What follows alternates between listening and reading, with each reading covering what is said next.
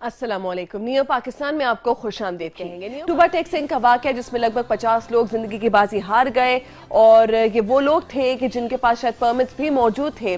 पाकिस्तान में विलायती और देसी दो तरह की शराब चूंकि मौजूद हैं, ऐसे में गुंजाइश है या गुंजाइश पैदा की गई है, कैपेसिटी कितनी है, इस्तेमाल कितना है और कच्ची शराब होती क्या है, इसके बारे में हम बात करेंगे। और खास तौर पे ये बात करेंगे कि कच्ची शराब किस हद तक नुकसानदेह है, किन किन चीज़ों से बनती है, कैसे खतरा महसूस किया जा सकता है और अगर किसी को शराब की आदत पड़ चुकी है जो कि किसी तरह ठीक नहीं है तो उससे छुटकारा कैसे मुमकिन है। अपनी मदद आपके तहत हम इस तमाम मौजू पे बात करने के लिए आज हमने इनवाइट किया है साइकियाट्रिस्ट हैं, डॉक्टर साहब बेस्ट जानते हैं रिहैबिलिटेशन के प्रोसेस को। डॉक्टर साहब थैंक यू।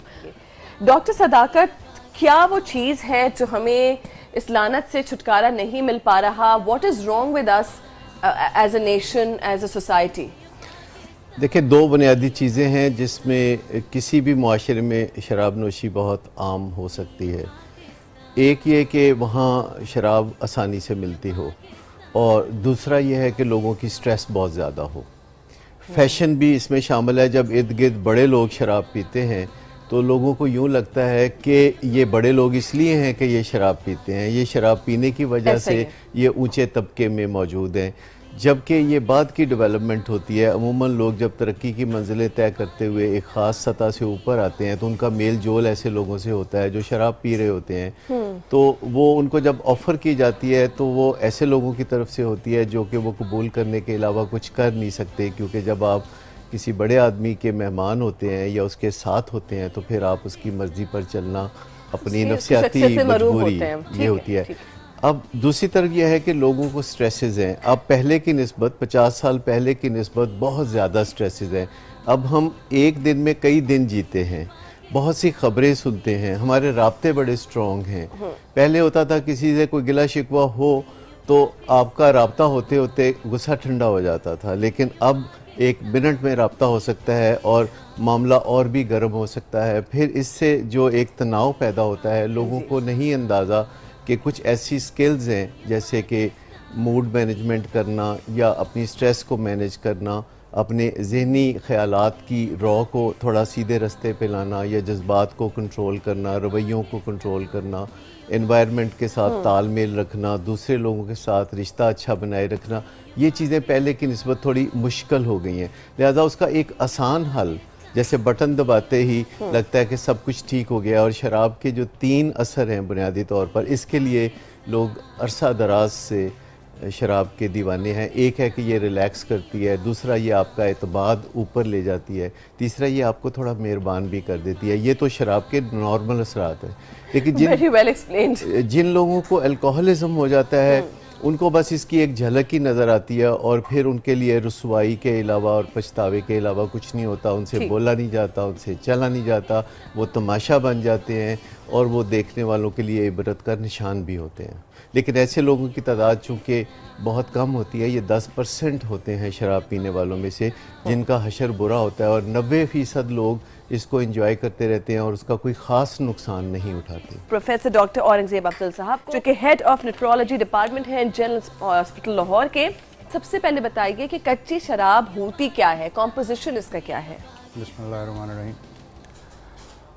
जो असल शराब है उसके नाम तो बहुत सारे लोग जानते हैं, whisky, vodka, rum, this and that. जो सी कच्ची शराब है इसकी थोड़ी सी हिस्ट्री हमें सोच लेनी चाहिए, फिर हमें समझ आएगी कि आजकल ये क्यों और कैसे बन रही।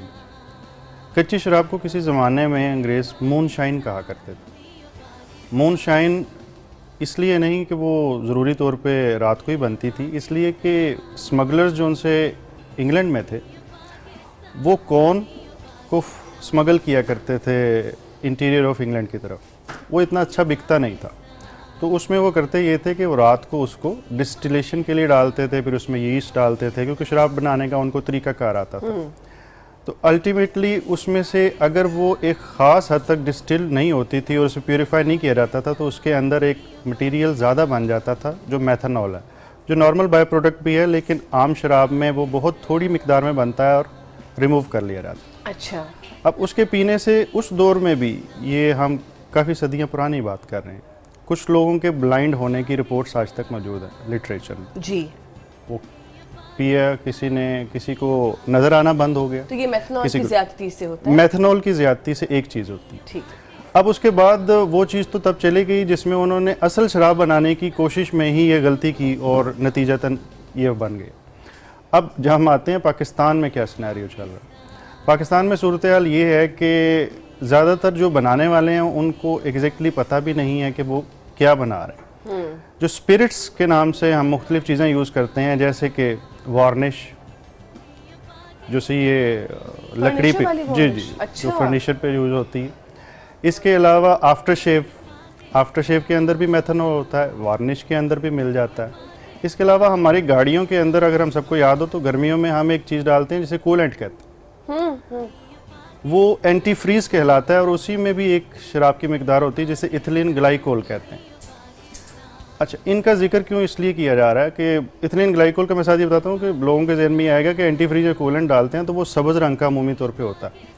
वो इसलिए होता है कि उसमें फ्लोरेसिन डाला जाता है ताकि रेडिएटर लीक करे तो पकड़ा जाए। असल में उसका कलर नहीं होता, वो शराब की तरह की ही स्मेल करती है और उसी की जायका भी इनिशियली वैसा ही आता है। अब इसके अलावा 3 और अल्कोहल्स भी हैं जिसका थोड़ा सा जिक्र कर देना चाहिए, आइसोप्रोपाइल अल्कोहल, डाइथिलीन ग्लाइकोल और प्रोपाइलिन ग्लाइकोल। ये जो बाकी 3 किस्में हैं ये रिलेटिवली रेयर हैं। पाकिस्तान में अभी तक जितनी अमवात हुई या जिन लोगों ने अपनी बिनाई से हाथ धोए वो ज़्यादातर मेथनॉल या इथिलीन ग्लाइकोल के ज़रिए थी। ठीक है। अब इसमें प्रॉब्लम ये होती है कि एक बंदा जिसने शराब पी, कच्ची शराब पी, अब अमूमी तौर पे गरीब जैसा तबका है ये उससे ताल्लुक़ रहता है। जो अमीर लोग होते हैं अगर वो शराब नोशी करना चाहते हैं तो वो ब्रांडेड शराब मिल सकती है, ये हमारे बड़े बड़े होटल्स को परमिट मिले हुए हैं, बड़ी आसानी से ले सकते हैं। गरीब लोग ऐसी जगह से लेते हैं जहाँ पे सस्ती मिले और वो उन्हीं बोतलों में किसी की घर की बनाई हुई शराब होती है। अब होता ये है कि वो जो बनाने वाला है उसने उसको उस रिक्वायर्ड डिग्री तक ना गर्म किया ना प्योरीफाई किया। अब उसके बाद पी ली, पीने के बाद इनिशियली होता ये है कि थोड़ी उल्टी आई, थोड़ी सी सिडेशन हुई, चक्कर से आए और पेट में दर्द हुआ।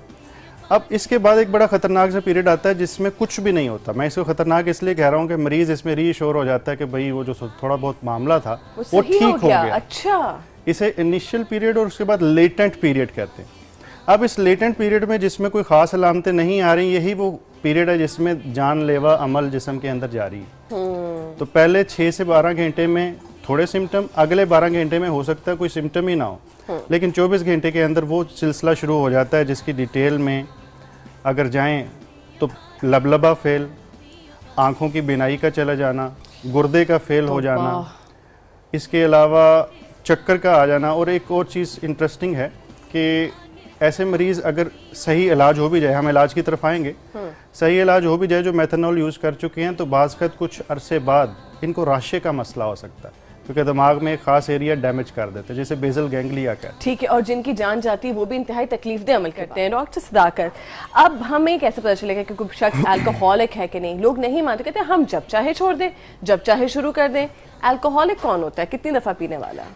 ये कितनी दफ़ा की बात नहीं कि इतनी दफ़ा कोई पिएगा तो अच्छा। वो अल्कोहलिक हो जाएगा। शराब पीने के कुछ अरसे बाद, अब ये कुछ अरसा 1 माह, 1 साल या 10 साल या 15 साल भी हो सकते हैं, ये डिपेंड करता है कि उसकी जीन्स में जो शराबियत है या अल्कोहलिज्म है वो कितनी स्ट्रॉन्ग है। क्योंकि लोग अल्कोहलिक होते हैं जीन्स की वजह से, ये जेनेटिक्स है। लोग शराब पीते हैं माहौल की वजह से, किसी के कहने से लोग शराब पीते हैं या इत्तफाकन लोग शराब पीते हैं एयर ट्रैवल में या कहीं दुनिया में किसी होटल में जाके ठहरे तो वहाँ फ्री में शुरू में शराब मिलती है। तो लोग शराब पीते हैं बेशुमार वजूहात से, लेकिन लोग अल्कोहलिक होते हैं जीन्स की वजह से कि अगर उनकी जीन्स में ये बात मौजूद हो कि शराब पीते पीते उनका शराब का निज़ाम बिगड़ जाएगा तो वो शराब पीते पीते अल्कोहलिक हो जाएंगे। ये डायबिटीज़ की तरह है जो कि जीन्स में होती है। फिर हमारी अपनी भी कोताहियाँ हैं जो डायबिटीज़ की तरफ ले जाती हैं। तो एक तो बात यह है कि जितनी छोटी उम्र में कोई शराब शुरू करता है उसके अल्कोहलिक होने के इम्कानात उतने ही ज़्यादा होते हैं। और आजकल शराब पीने की उम्र 12-14 साल हो गई है, यानी घरों में पार्टियाँ होती हैं और मंगनियों मेहंदियों पे डांस प्रैक्टिसेस पे शराब चल रही होती है और पीयर प्रेशर भी डॉक्टर साहब और बहुत उस है। वक्त सब एक दूसरे को इनकरेज कर रहे होते हैं। बुजुर्ग आंखें मूंद लेते हैं और उनकी चलती भी कोई नहीं, वो अपनी इज्जत बचाने के लिए खामोशी से वहाँ अपना वक्त गुजारते हैं। इसके अलावा जितने भी अच्छे स्कूल हैं, यानी जो स्कूल जितना अच्छा है, जो कॉलेज यूनिवर्सिटी जितनी अच्छी है, उसका उतना ही बेड़ा गर्क है, क्योंकि वहाँ शराब के हवाले से माहौल बहुत बड़ा मुनज़्ज़म नेटवर्क है। और क्योंकि वहाँ जो रोल मॉडल हैं, जो टीचर्स हैं, वो भी इसे बुरा नहीं समझते, तो वो इनकरेज करते हैं, तो सारे बच्चे, उनका रुझान इस तरफ हो जाता है। लिहाजा जो बेहतरीन यूनिवर्सिटी हैं, जिन्हें अपने बेहतरीन होने पे, जिनको हम बेहतरीन समझते हैं, जिन्हें अपने बेहतरीन होने पर नाज है, अगर आप देखें तो वहाँ अल्कोहल और ड्रग्स का माहौल बहुत ज़्यादा है। अच्छा, अल्कोहलिक कौन होता है, दूसरा कैसे बता सकता है?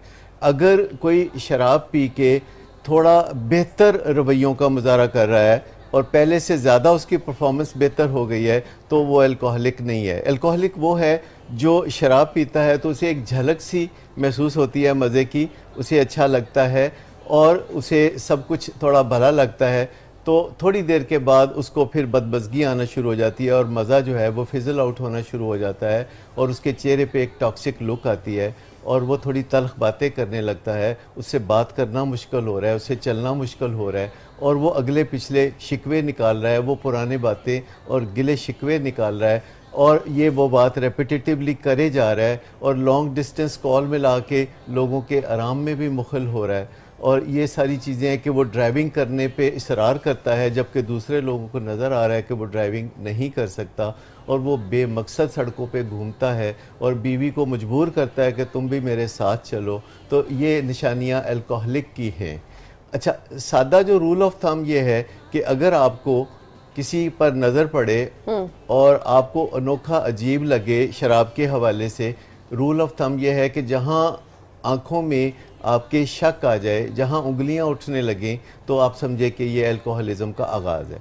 इसमें फिर दो चीज़ें हैं, एक है माइक्रो अल्कोहलिज्म, जो होता है कि देखने में तो ठीक लगता है पर कारकर्दगी में थोड़ा सा फ्लॉ आ जाता है। एक होता है मैक्रो अल्कोहलिज्म, जिसमें ना वो देखने में ठीक लगता है, ना कोई कारकर्दगी का सवाल ही नज़र आता है। जैसे कि अगर किसी को माइक्रो अल्कोहलिज्म हो तो वो देखने में बिल्कुल ठीक नज़र आएगा, लेकिन अगर वो एक सर्जन है, ख़ास तौर पर एक न्यूरो सर्जन है या आंखों का सर्जन है, तो उसके अंदर मामूली सा वो जो फ्लॉ आता है अल्कोहलिज्म से, जो कि एक टॉक्सिन की वजह से होता है जिसे एल्डिहाइड कहते हैं, जो कि शराब जो पीने वाले हैं अल्कोहलिक, उनके खून में शराब पीने के थोड़ी देर बाद बनना शुरू हो जाती है और एक्यूमुलेट होती है एल्डिहाइड, और वो जमा होते होते उसको डिसफंक्शनल कर देती है। ये वही चीज़ है जो इब्तिदा में सुबह आप देखते हैं कि किसी को हैंगओवर होता है, वो कहता है सर फटा जा रहा है, मेरी ज़बान खुश्क हो रही है, मुंह में बात करना मुश्किल हो गया है।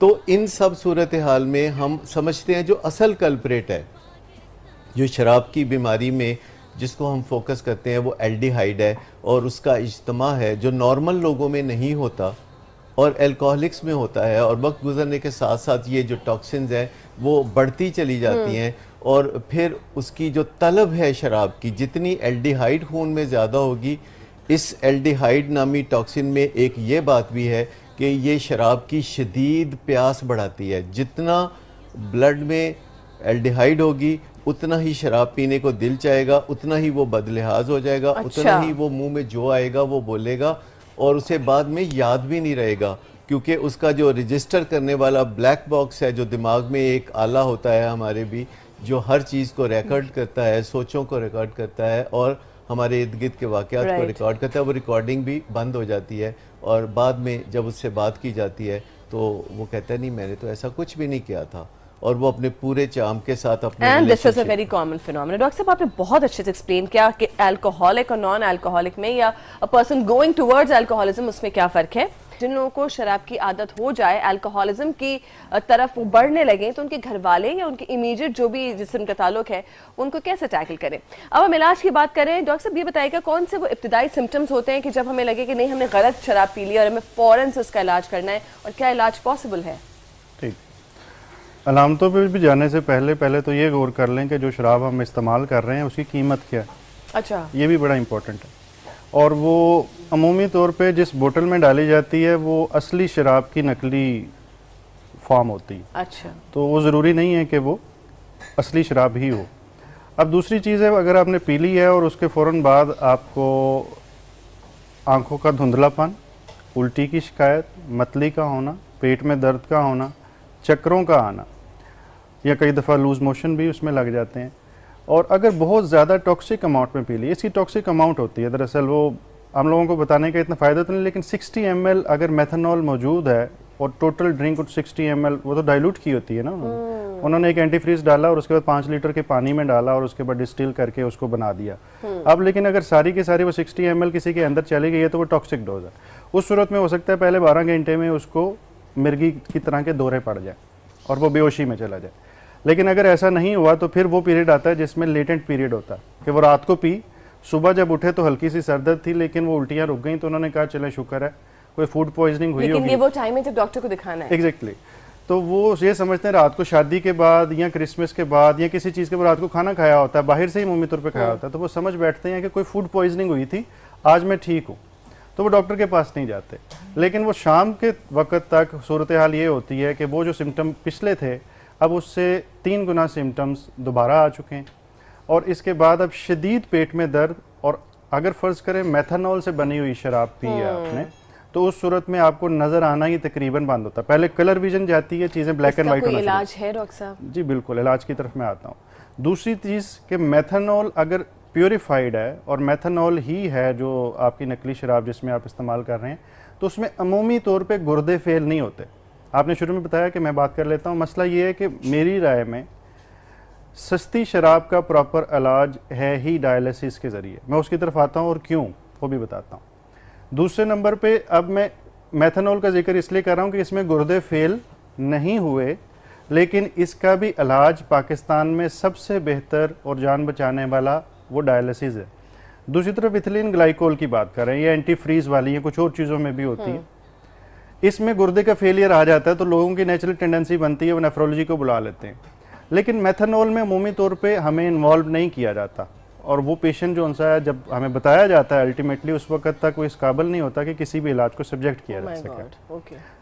2 दवाइयाँ हैं, एक ये कि फोमेपिजोल नाम की एक दवाई होती है जो आईवी प्रेपरेशन है, लेकिन मेरी इतला और रिसर्च के मुताबिक वो पाकिस्तान में अवेलेबल नहीं। दूसरी इसी जो सस्ती शराब पी ली है इसके इलाज में अगर आपको सरप्राइज हो, असली शराब देने से इसका इफेक्ट कम हो जाता। महंगे वाली और उसमें आईवी प्रेपरेशन जो उनसी है इथेनॉल, आईवी प्रेपरेशन बुराई को बुराई मारती है, बुराई को लोहे को लोहा मारता है, व्हाटएवर यू से। यहाँ लेकिन साइंस की तरफ आते हैं। अच्छा। इसमें इशू ये है कि आईवी प्रेपरेशन ऑफ इथेनॉल जो सी है वो पाकिस्तान में अभी अवेलेबल नहीं है। अब ओरल के साथ डाइल्यूटेड फॉर्म में मैंने कुछ पेशेंट्स का इलाज किया हुआ है and it turn out to be successful और इसमें केस रिपोर्ट्स मौजूद हैं। मेरी एक रिसर्च भी छप रही है, इंशाल्लाह ताला अगले महीने वो छप जाएगी, जिसमें मेथनॉल के कुछ कंट्रास्टिंग केस के मैंने रिपोर्ट किए हुए थे। अच्छा, उस केस को मैं यहाँ पे इसलिए बताना ज़रूरी समझता हूँ कि इससे शायद हम लोगों को समझ आए कि अगर डॉक्टर कोई इलाज बता रहा होता है और वो समझ गया है सारी चीज़ को तो क्या करना। नंबर 1, अगर पेशेंट की आपके पास हॉस्पिटलाइज आया है और इस तरह की हिस्ट्री है तो मैं डॉक्टर से सबसे पहले रिक्वेस्ट करता हूँ कि उन्होंने क्या क्या करवाना। अमूमी तौर पे जब इस तरह का उल्टी और लूज मोशन की बारी आती है तो एक टेस्ट होता है ABGs, वो नहीं करवाया जाता, वो गुर्दे के फेलियर के मरीजों का करवाया जाता है।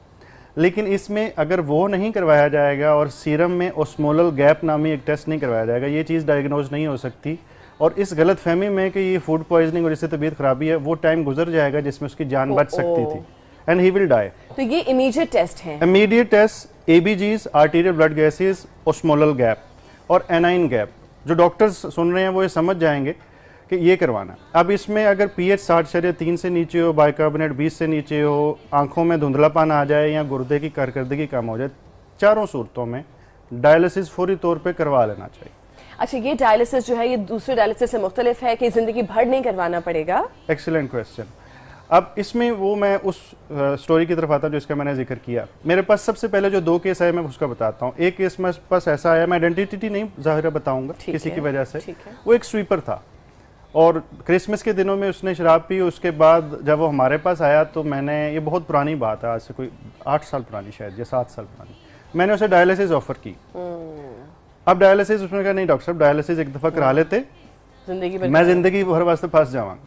अब अनफॉर्चुनेटली उसकी सिर्फ मेथनॉल पॉइजनिंग थी, गुर्दे फेलियर नहीं थे। He lost his eyes blind हो गया हमारी तमाम कोशिशों के बावजूद। अच्छा, एक दफा ब्लाइंड हो जाए तो सही नहीं हो सकता, यू कैन मैं उसकी भी तरफ आ रहा हूँ। ये वाला पेशेंट ब्लाइंड हो गया और ये तमाम आई की कोशिशों के बावजूद ठीक नहीं हुआ। अब एक दूसरा पेशेंट जो इमीडिएटली इसके बाद आया, वो एक जवान था और वो मुसलमान था वैसे, उसने शराब पी और उसके बाद अगले दिन जब हमारे पास आया तो इत्तेफाक से ये हुआ कि जब उसकी सांस बहुत तेज़ी से चल रही थी, एक कोई अक्लमंद मेडिकल ऑफिसर था, उसने एबीजीज करवा ली। हमें कॉल किया गया, उस पेशेंट को डायलिसिस सफ़र किया गया, वो मान चुका था। अब इसकी हालत जब बच्चे की, जिसको मैंने डायलिसिस किया, इसकी रिसीविंग पे उससे बहुत बुरी थी जो दूसरे पेशेंट की थी। लेकिन डायलिसिस के बाद अब वो बच्चा, सिर्फ एक दफ़ा उसका डायलिसिस हुआ, उसके बाद उसकी विजन अगले 6 महीनों में ठीक हो चुकी। अब वो एक दुकान चला रहा है, वो ड्राइविंग भी करता है और शायद उसकी रिसेंटली शादी भी हो चुकी है। अगर दूसरे पेशेंट और इसको कंपेयर किया जाए, एक चीज़ को मानना और एक चीज़ को ना मानना, नतीजा कितना डिफरेंट है कि वो पेशेंट, उसने जॉब छोड़ी और अल्टीमेटली एक बंदा एमआई के साथ उसकी वफात हो चुकी फैमिली स्ट्रेसेस की वजह से। Oh my God. ठीक है डॉक्टर साहब, एक तो आप लोग hats off to you all कि आप लोग क्या क्या डील करते हैं। पाकिस्तान में हर सरकारी अस्पताल में बेड्स मखसूस होते हैं साइकेट्री डिपार्टमेंट में एडिक्शन और अल्कोहलिज्म के लिए, लेकिन वहाँ लोग नहीं जाते। आधे से ज़्यादा बेड खाली रहते हैं क्योंकि नशे के मरीज़ इलाज कराने के बहुत ज़्यादा शौकीन नहीं होते। ठीक है। प्राइवेट सेक्टर में पाकिस्तान में 400 ट्रीटमेंट सेंटर्स हैं जो कम या ज़्यादा चार्जेस पे इलाज कर रहे होते हैं। उनमें से बेशतर ट्रीटमेंट सेंटर बहुत सस्ते हैं और एनजीओज़ उन्हें चला रही हैं और वो बहुत अच्छा काम कर रहे हैं। कुछ ट्रीटमेंट सेंटर जो हैं, जो स्टेट ऑफ द आर्ट हैं, वो महंगे भी हैं और वो एलीट क्लास की ज़रूरतों को पूरा करते हैं। ठीक है। सो लोगों को रुजू भी करना चाहिए, सरकारी अस्पतालों को निजस नहीं समझना चाहिए।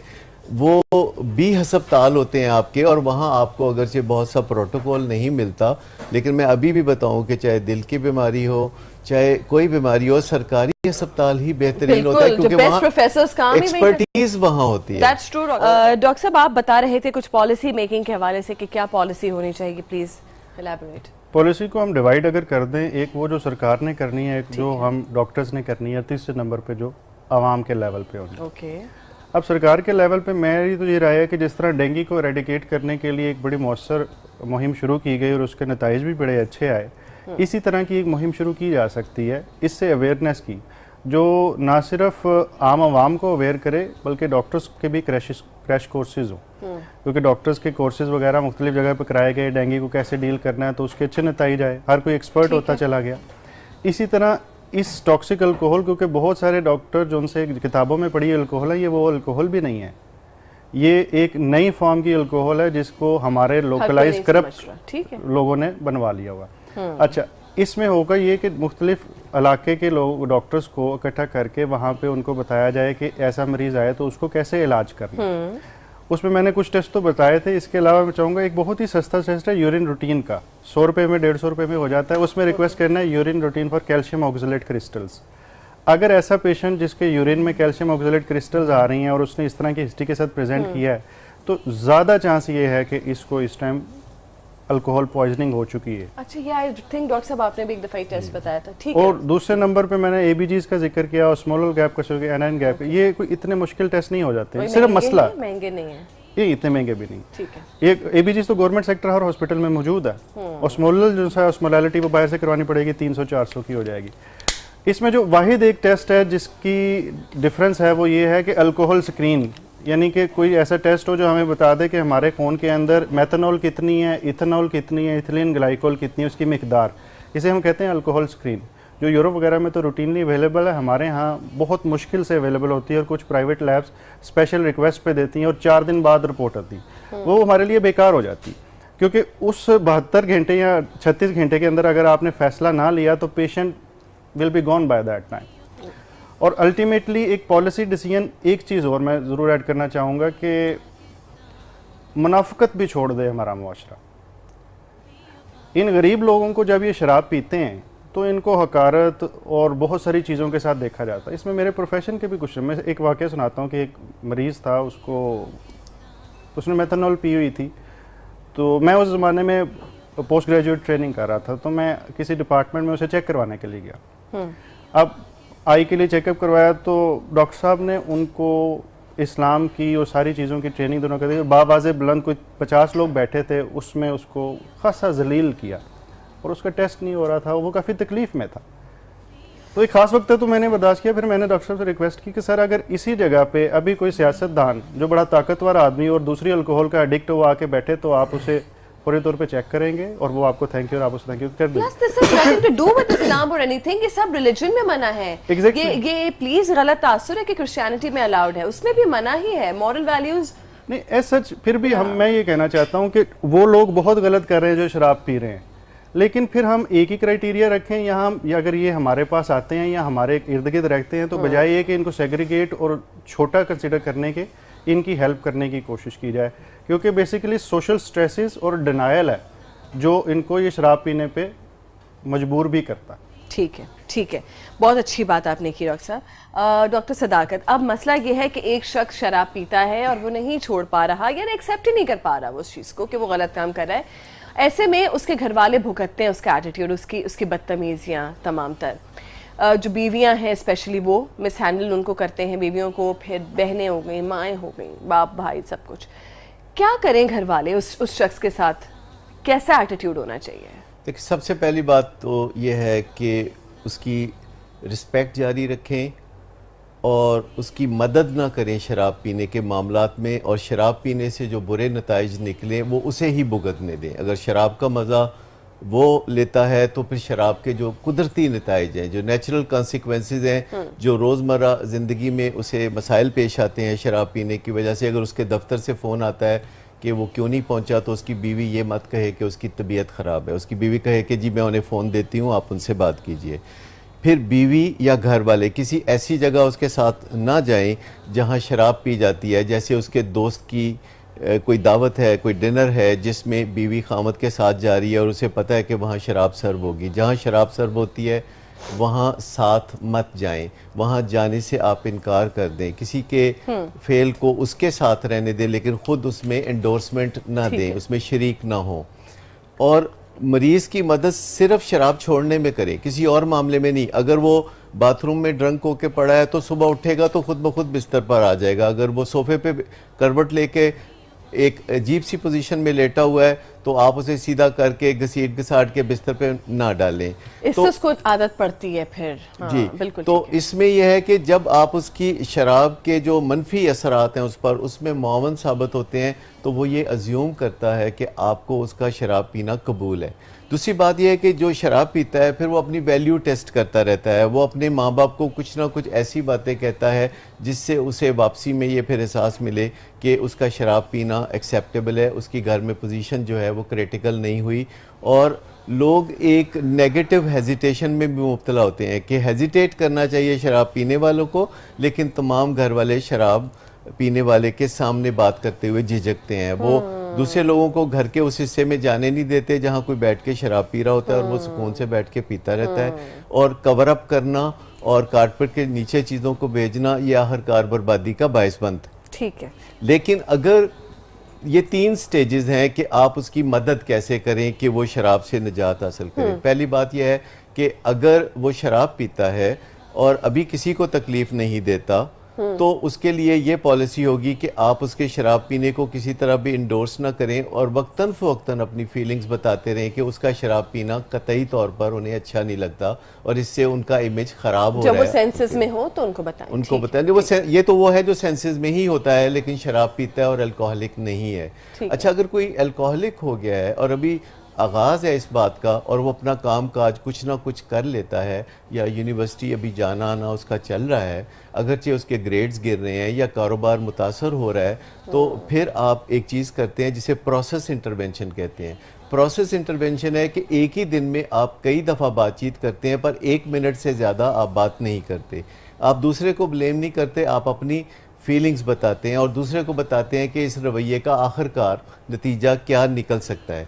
झूठी धमकियां ना दें और हो सके तो सच्ची धमकियां भी ना दें। झूठी धमकियां वो होती हैं जो आप किसी को देते हैं और उस पर अमल नहीं करते। सच्ची धमकियां वो होती हैं जो आप धमकियां देते हैं और फिर अमल करते हैं, लेकिन उससे भी घर बिखर जाते हैं। ठीक है। सो इसमें एक पहलू ये है कि जब कोई अभी पार्शली डिसफंक्शनल हो गया है तो आप उसके साथ प्रोसेस इंटरवेंशन करते हैं और उसके अंदर इलाज को हासिल करने या मदद हासिल करने का रुझान पैदा करते हैं, जिसे हम कहते हैं ट्रीटमेंट सीकिंग बिहेवियर्स उसके अंदर पैदा करते हैं। उसको थोड़ा सा माइल करते हैं कि चलो इलाज कराते हैं। आप उसे ये नहीं कहते कि तुम शराब मत पियो, आप उसे कहते हैं कि तुम मदद हासिल करो, क्योंकि आप किसी को वो बात कहते हैं जो वो कर सकता है, वो बात नहीं कहते जो वो नहीं कर सकता। आप ये नहीं कहते कि शराब कम कर दो या शराब पीना छोड़ दो। अगर आपको लगता है कि उसे लत लग गई है तो फिर आप उसे मदद हासिल करने के लिए कहते हैं। अगर कोई डिसफंक्शनल हो जाता है और बिल्कुल बिस्तर पे हो गया है और वो कोई कारोबार भी नहीं करता, तो फैमिली इंटरवेंशन होगी, जिसका मतलब यह है कि फैमिली बाकायदा अब ट्रेनिंग लेगी, काउंसलिंग लेगी और फिर एक दिन सारे फैमिली मेंबर इकट्ठे मिलकर बात करेंगे। 1 बाय 1 मरीज से बात करना मुश्किल होता है। एक है फिर क्राइसिस इंटरवेंशन, जब हालात बहुत बर्बादी की तरफ जा रहे हैं और एवरी डे, तो फिर क्राइसिस इंटरवेंशन का मतलब यह है कि आप इलाजगाह को रिक्वेस्ट करते हैं कि वो आके उन्हें सेफ कस्टडी में ले लें और इलाज में डाल दें। ठीक है doctor, very well explained. Doctor Sadaqat ने बताया कि घर वालों को क्या करना चाहिए अगर कोई शख्स अल्कोहल नहीं छोड़ पा रहा, शराब नहीं छोड़ पा रहा और किसी तरह से ये चीज ना उसके घर में कबूल की जाएगी ना समाजी तौर पर कबूल की जाएगी। नियो पाकिस्तान आपने देखा, अब नियो न्यूज के साथ रिश्ता बनाए रखिए। बहुत शुक्रिया।